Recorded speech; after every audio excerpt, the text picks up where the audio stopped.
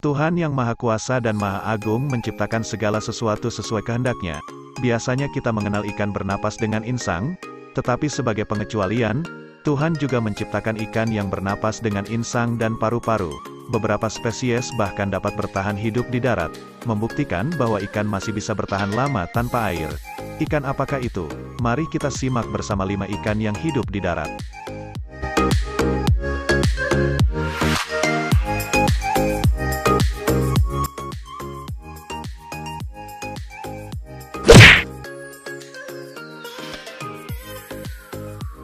Ikan lungfish Afrika ini memiliki insang dan bernafas melalui paru-paru seperti halnya paru-paru manusia.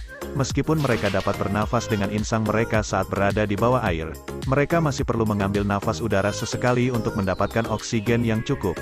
Mereka dapat bertahan hidup di air payau dengan kandungan oksigen rendah. Ketika air mengering mereka dapat tetap aktif.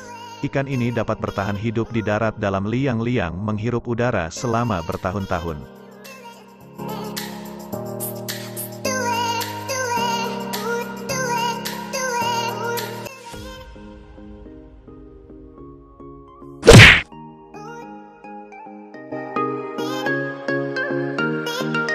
Klimbing percikan ini adalah penduduk asli Asia Tenggara, bernama Latin Anabas testudineus, orang Indonesia menyebutnya ikan betok, orang Amerika menyebutnya klimbing perec atau klimbing gourami. Selain insang, ikan ini juga memiliki paru-paru yang memungkinkan ia menghirup udara di darat.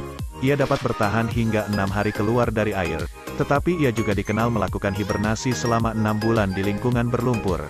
Selain itu ia dapat bergerak melintasi tanah kering, memangsa ikan lain hingga burung kecil sampai memanjat pohon. Mungkin karena inilah orang barat menyebutnya klimbing perec. Serem. Ikan ini dapat bertahan hidup di air tawar dan air asin.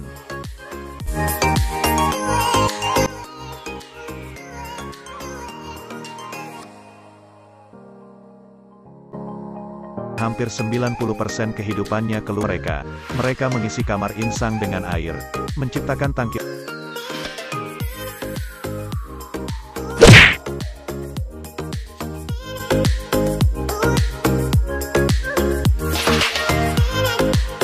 Snakehead. Ikan snakehead utara, Channa argus, adalah ikan karnivora endemik China, Rusia, dan Korea. Ikan ini bisa menghirup udara dan bertahan hingga 4 hari di darat. Ia dapat bertahan bahkan lebih lama keluar dari air ketika lingkungannya lembab atau berlumpur. Bagaimana ikan ini masuk ke darat? Ini berjalan dengan bergeliat-geliut tubuhnya di tanah. Ikan yang sudah besar dapat mencapai panjang 90 cm.